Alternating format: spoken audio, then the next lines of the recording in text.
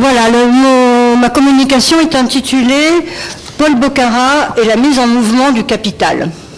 Les premiers travaux de Paul, avec son arrivée à la revue Économie et Politique et à la section économique du PCF, vont être stimulés par la nomination d'Henri Jourdain en 1961 comme responsable de cette section. Celui-ci portait l'ambition d'un travail de recherche ouvert sur les transformations du capitalisme contemporain. Il créa les conditions d'un nouveau développement de la section économique et d'économie et politique avec l'arrivée d'une nouvelle génération qu'il a su motiver. Il comprend vite l'apport des travaux pionniers de Paul, la conjonction de leurs ambitions théoriques et politiques a reçu l'appui de Waldeck-Rochet et favorisé le rayonnement de la section économique. Face au bouillonnement des idées dans les années 60, il devenait impossible de s'en tenir au corpus stalinien du marxisme-léninisme. Les débats vont porter sur la singularité des concepts élaborés par Marx. Pour Paul, les concepts sont enracinés dans le monde matériel et se transforment dans les contradictions du réel. Les discussions avec Maurice Godelier, notamment, renvoient à la distinction que Paul effectue entre l'analyse structuraliste et l'analyse systémique qu'il va développer. Paul caractérise les conceptions de type structuraliste par la tendance à confondre système et structure. Le structuralisme a exercé une influence dominante, notamment dans les sciences humaines, en France, au cours des années 50 et surtout 60. Il a ensuite décliné et l'on parle plus volontiers aujourd'hui de pensée systémique, mais d'une manière qui reste encore marquée par des orientations structuralistes. Paul élabore une critique des définitions réductrices des systèmes. Ainsi, notamment Maurice Godelier, avec qui il discutait beaucoup, dans Objets et méthodes de l'anthropologie économique, celui-ci, après avoir défini la structure comme ensemble d'objets liés entre eux par certaines règles, va définir le système comme un ensemble de structures liées entre elles par certaines règles. Et Paul relève la négligence de l'opération d'ensemble comme celle de la dimension historique et du mouvement.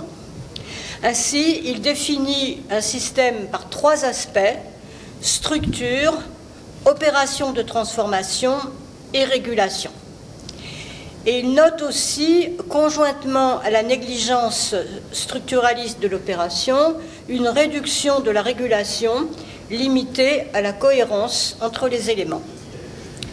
C'est ensuite l'élaboration de la théorie de la suraccumulation-dévalorisation du capital et du capitalisme monopoliste d'État, CME, jusqu'à sa crise.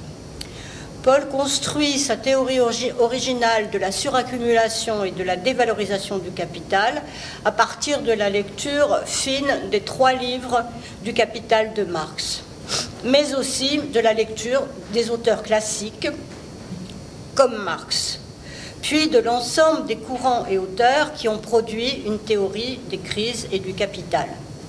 Il travaille donc les théories des crises à partir de sa théorie de la suraccumulation et de la dévalorisation du capital, et surtout les crises systémiques, avec l'analyse des cycles de longue période et des transformations du système capitaliste. Dans la continuité et le développement de la théorie de Marx dans le Capital, Paul montre que la suraccumulation du capital déclenche les crises. Il réexamine les théories unilatérales opposées, sous-consommationnistes ou sur-consommationnistes, sur l'explication des crises du XVIIIe siècle à nos jours. Il part comme Marx des économistes classiques qui se polarisent sur le travail salarié productif, avec les surconsommationnistes comme Smith et Ricardo, puis les sous-consommationnistes comme Sismondi, qui considère que les salaires seraient insuffisants pour la demande et donc l'accumulation des capitaux. Ainsi, Sismondi explique les crises périodiques par la pression contre les salaires pour le profit et ce qu'il appelle la mieux-value, anticipant la plus-value de Marx. Paul, dans la lignée de la méthode marxiste, se nourrit de l'apport des autres théories. Ainsi, il fait ressortir l'insistance des théories néoclassiques sur l'excès de la consommation ou l'insuffisance de l'épargne. Mais il fait aussi redécouvrir Bougnassian, théoricien sous-consommationniste ou de la surépargne, avec son concept de surcapitalisation, influencé par Marx et sa suraccumulation du capital. Paul effectue ensuite une relecture originale des auteurs marxistes. Ceux-ci sont polarisés sur le livre 2 du Capital et les schémas de la reproduction du capital. Ainsi, Tugan-Baranovski montre que selon ceux-ci, contrairement à l'insuffisance de la demande, il y a toujours un débouché accru fourni par la demande de moyens de production. Tandis que pour Rosa Luxembourg, il y aurait insuffisance de la consommation des ouvriers producteurs de plus-value et donc impossibilité de réalisation de la plus-value dans une économie capitaliste, contrairement à ce que dit Marx. Elle avance alors que les schémas de Marx ne correspondent pas à la réalité et pose fondamentalement l'excès d'accumulation du capital, sauf vente en dehors du système capitaliste. Elle a donc une vision personnelle de l'impérialisme. Otto Bauer, au contraire, oppose à Rosa Luxembourg une conception surconsommationniste, tandis que Nicolas Boukharine va reprendre une analyse sous-consommationniste, mais s'oppose à Rosa Luxembourg en admettant la validité des schémas de reproduction de Marx. Selon lui, il y a non pas immédiatement opposition de la consommation insuffisante à l'accumulation, mais seulement au bout d'une certaine période. Paul va découvrir aussi dans toutes les écoles de pensée des théories qu'il appelle dualistes et qui visent au dépassement des théories unilatérales. Il souligne notamment la tentative dualiste de Keynes et fait ressortir, au-delà de fortes différences, une certaine parenté entre l'analyse de Keynes et de Marx. Keynes relève une double insuffisance de la demande globale pour expliquer la dépression des années 30. Insuffisance de la consommation et insuffisance de la demande d'investissement. Et Paul fait remarquer une certaine analogie entre la baisse de l'efficacité marginale du capital chez Keynes et la baisse du taux de profit chez Marx. Paul relève aussi comment Keynes met en avant, contrairement aux théories néoclassiques, le caractère involontaire du chômage massif dans les années 30. Mais aussi, Paul montre comment Keynes ne précise pas l'analyse fondamentale du type de progrès technique issu de la révolution industrielle, ce qui aurait permis d'articuler le passage d'un processus unilatéral à l'autre, tandis que Keynes présente aussi la solution de l'investissement public pour sauver le système des risques de la dépression. Paul Boccara va ensuite s'intéresser à ce qu'il appelle les tentatives dualistes ou dialectiques des marxistes, de Marx lui-même et de l'interprétation néo-marxiste de nos jours. Cela concerne d'abord le dualisme de Lénine. Celui-ci commence par s'opposer aux sous-consommationnistes russes pour caractériser le romantisme économique. Et il souligne l'importance des débouchés pour la production fournis par la demande de moyens de production. Mais il critique ensuite l'opposition complète à la sous-consommation, en montrant que les moyens de production ne peuvent se développer de façon absolument indépendante de la production des objets de consommation. Tandis que dans le développement du capitalisme en Russie, il souligne à la fois l'insuffisance de la consommation et l'insuffisance de l'explication réduite sous-consommationniste. Toutefois, il ne montre pas comment on peut passer dans le processus réel d'un aspect à l'autre opposé. Paul s'intéresse alors à l'apport décisif d'Hilferding, tellement méconnu, dans le capital financier, qui reprend et développe les éléments de l'analyse de Marx pour le dépassement des explications unilatérales, en avançant sa théorie des crises. Hilferding insiste sur la théorisation et aussi sur le crédit, poussant l'excès de production. Il souligne le rôle du progrès technique, les innovations, les nouveaux produits arrivant sur le marché. Il traite aussi de la sous-consommation, notamment salariale, ou au contraire l'insuffisance d'épargne avec la hausse des salaires contre le profit. Il met en avant l'insistance après Marx sur la baisse du taux de profit qui se manifeste dans les crises périodiques du fait de l'augmentation du capital en moyens de production par rapport aux salariés. Mais il n'arrive pas à relier entre eux ces divers éléments, surtout juxtaposés. Paul revient alors directement à Marx et à ces 3 livres du Capital qui a précisé l'articulation des 2 éléments sous-consommationniste et surconsommationniste. Ainsi, Marx analyse le gonflement ou au contraire le dégonflement cyclique de l'armée de réserve des chômeurs.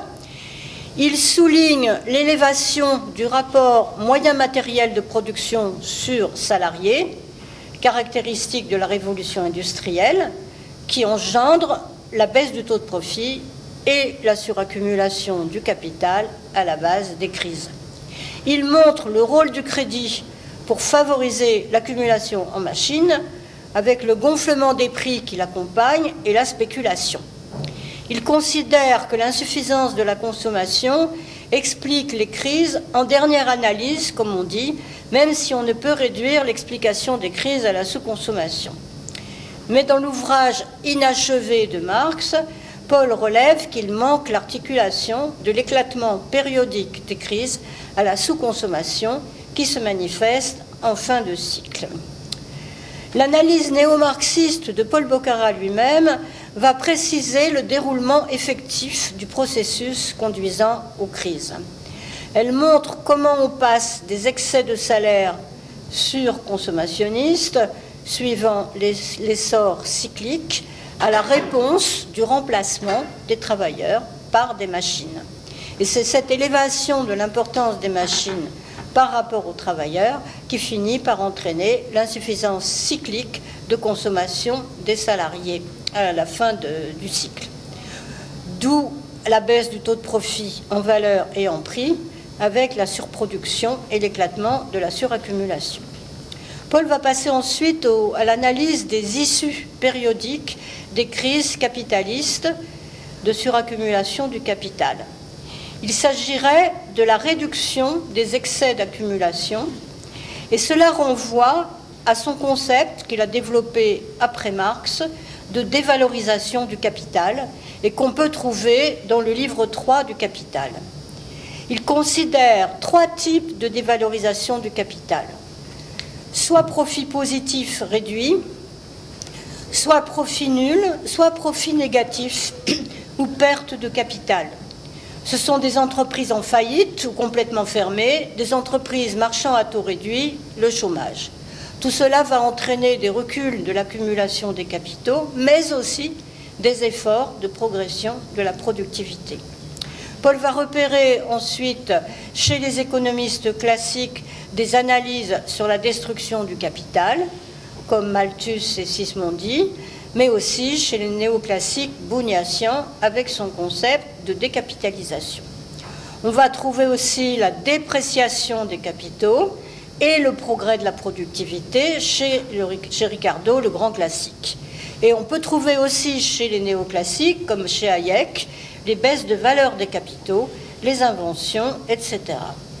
Paul retourne alors à Marx et repère les destructions de capital, comme aussi le relèvement de la productivité et du taux de profit.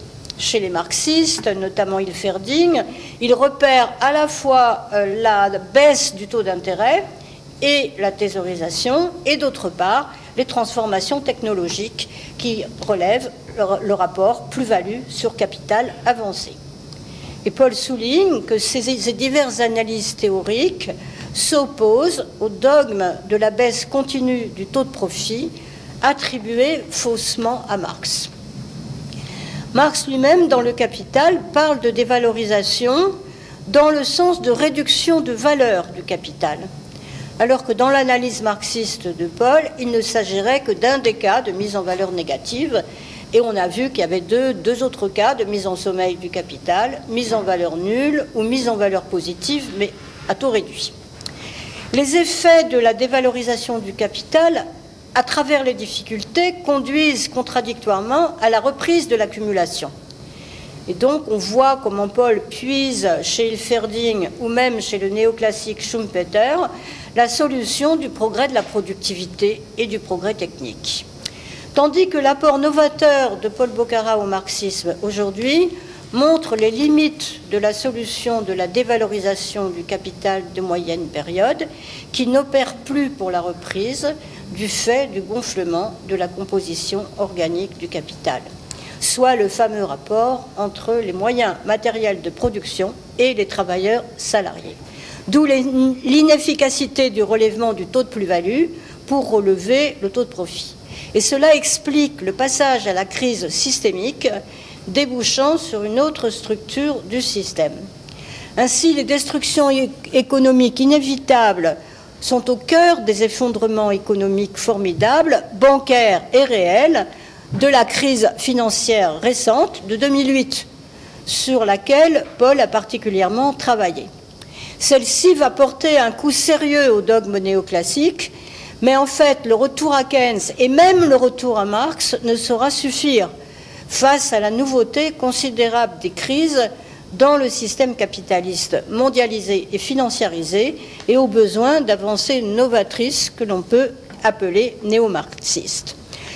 Paul se concentre alors sur la notion de crise systémique, les cycles longs, les transformations du capitalisme jusqu'à sa crise radicale. Il critique en premier lieu ce qu'on appelle les théories post-keynésiennes de la croissance en équilibre stable, d'Omar, Harrod, John Robinson, Kaldor et Solow, qui, contrairement aux analyses des crises durables dans l'entre-deux-guerres, cherchent à éviter les crises systémiques et à nier la réalité de la suraccumulation dans le long terme. Paul va repérer alors, à la fin des années 60, au début des années 70, le tournant du cycle de longue période et l'entrée dans une nouvelle phase de difficulté de cycle long. Ces importants travaux sur les facteurs de la crise de structure sont aussi en correspondance avec les travaux de l'INSEE de 1974, où à l'époque il y avait pas mal de marxistes, sur la fresque historique du système productif français. C'est aussi l'approfondissement par Paul de ses recherches sur les cycles longs, s'appuyant sur l'apport fondamental de Kondratiev.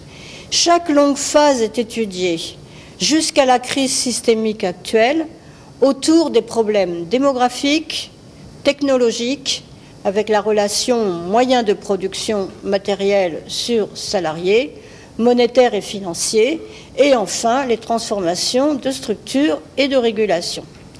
Concernant la crise systémique en cours, Paul met l'accent sur le type technologique de progression de la productivité du travail, avec au centre le rapport capital-produit, qui ressemble à la composition organique du capital.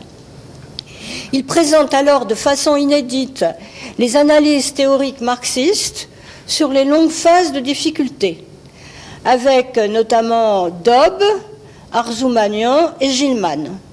Concernant sa propre théorie, Paul développe le concept de dévalorisation structurelle du capital, répondant aux difficultés profondes de la suraccumulation, en relation avec les transformations structurelles du capitalisme jusqu'à la crise systémique mondiale actuelle.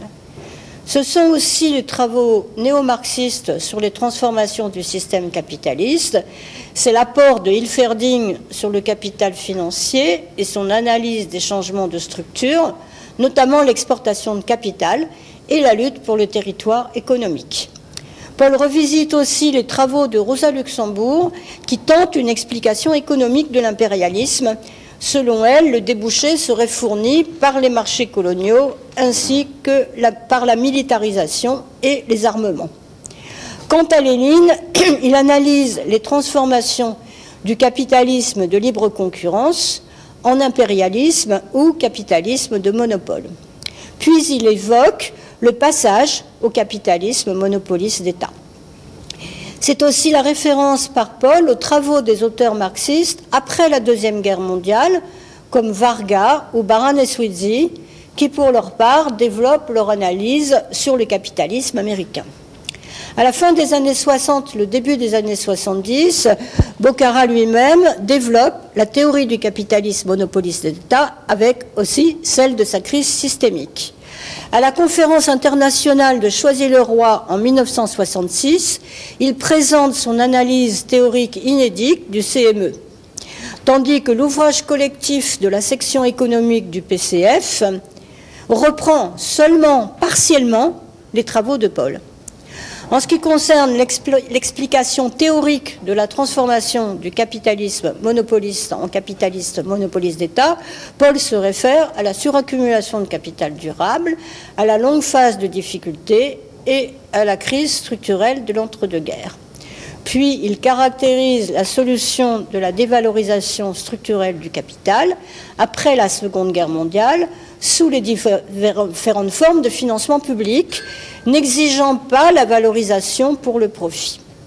Dans son ouvrage « Études sur le capitalisme monopoliste d'État », il déclare « Avec la crise et la Grande Dépression des années 30, apparaîtrait une suraccumulation de capital telle qu'elle engendrerait pour la plupart des pays capitalistes avancés un blocage durable de la croissance, qui nécessiterait pour en sortir un développement massif de la dévalorisation chronique du capital sous forme de financement public de la production. » Il précise ensuite, en effet, le caractère bénéfique des interventions de l'État pour le profit des monopoles résulte du fait que l'État ne recherche pas le profit pour lui-même, mais pour les capitalistes et les monopoles, l'oligarchie financière.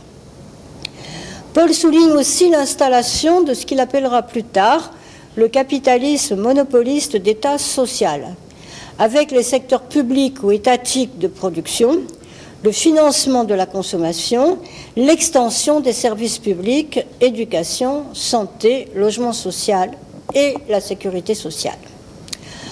Dans ses études sur le capitalisme monopoliste d'État, sa crise et son issue, Paul reprend ses travaux où, dès novembre 1967, il repère les tout débuts de la crise de structure du CME avec le tournant profond des conditions de la croissance économique.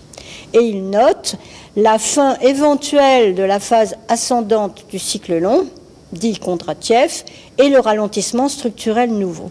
Il analysait déjà les grands mouvements, les graves événements monétaires internationaux de fin 67 et de 68, les grands mouvements sociaux et politiques dès 68 en France, puis dans le monde capitaliste, et repérait le début de la crise de structure qu'il caractérisera ensuite comme crise systémique du capitalisme mondialisé. Celle-ci se développe jusqu'à aujourd'hui. La radicalité de la crise systémique et les transformations du capitalisme contemporain s'expriment, selon Paul, avec l'allongement de la longue phase de difficulté et aussi la forte croissance des technologies dans le monde ou aussi dans les pays émergents. Il souligne donc l'originalité de la crise systémique et de la phase de longue durée dépressive correspondante. Il relève les transformations des structures et des opérations à l'intérieur du système capitaliste d'une ampleur et d'une radicalité inédite par rapport aux présentes crises. Cette crise systémique en cours radicale mettrait en cause la régulation du système et le système lui-même, mais ouvrirait aussi des possibilités nouvelles de la construction du passage à un autre système économique et à une nouvelle civilisation. Enfin, il fonde à la fin des années 60 et au début des années 70 une théorie de la régulation en fondant ce qu'on appelle la régulation, une théorie de la régulation systémique, avec des premiers travaux publiés en 1971 dans Économie et politique, puis dans la revue Issue en 1988. Cette théorie de la régulation s'est développée avec l'analyse de la crise systémique en cours, et cette régulation d'ensemble concerne à la fois une incitation à un autre type de productivité du travail, mais aussi la correction par des processus de rétroaction des excès et des limites du type de croissance. Développant les travaux de Marx, Paul analyse les limites du type historique de progression de la productivité du travail, avec ses excès de gonflement du travail mort et ses économies sur le travail vivant. Et cela rencontre des obstacles structurels sur une périodicité longue et renvoie donc à la suraccumulation de longues périodes. L'analyse historique de Paul sur les stades et phases du mode de production capitaliste montre comment, pour sortir de chaque crise, les cercles vicieux des longues phases de difficulté doivent être brisés par des transformations structurelles profondes. Et dans la phase actuelle, les cercles vicieux de la crise systémique sont déclenchés par les efforts pour relever la rentabilité du capital, alors que les structures ne se modifient pas en profondeur ou, au contraire, de façon régressive. Ainsi, il avance que de nouvelles dévalorisations structurelles de capital devraient être beaucoup plus hardiment anticapitalistes et novatrices. Il élabore alors une analyse systémique comprenant et la régulation économique et la régulation anthroponomique. Les théories de Paul Boccara sont toujours articulées au développement des luttes concrètes. Elles débouchent aussi sur des propositions d'alternatives radicales d'une autre régulation économique pour le dépassement des crises capitalistes. Et cela exigerait une modification de la régulation capitaliste par le taux de profit. La révolution informationnelle reste ambivalente entre exacerbation du système capitaliste et de sa crise radicale et aussi besoin d'un autre système. Face à la domination des firmes multinationales, Paul relève les défis des biens communs publics mondiaux de l'humanité, tendant à la mise en cause du système actuel, et il invite à une autre construction de la mondialisation. Pour Paul, une nouvelle régulation devrait s'appuyer non seulement sur les exigences actuelles de répartition pour les salaires, mais surtout sur d'autres critères de production, de gestion et de crédit. Cela exigerait une rupture avec les politiques d'austérité et au contraire des avancées des dépenses nouvelles contre l'austérité et par les services publics, ainsi qu'une nouvelle qualité des dépenses de formation et de recherche. Au-delà, Paul avance des propositions de maîtrise et de dépassement des 4 marchés, comme par exemple pour la sécurité d'emploi ou de formation. Cela viserait à s'opposer à la suraccumulation et au chômage. Mais les travaux de Paul renvoient, au-delà de l'économie, aux réalités non économiques, à l'anthroponomie et à toute la civilisation, pour construire une nouvelle civilisation de toute l'humanité, favorisant la créativité de chacun et de chacune.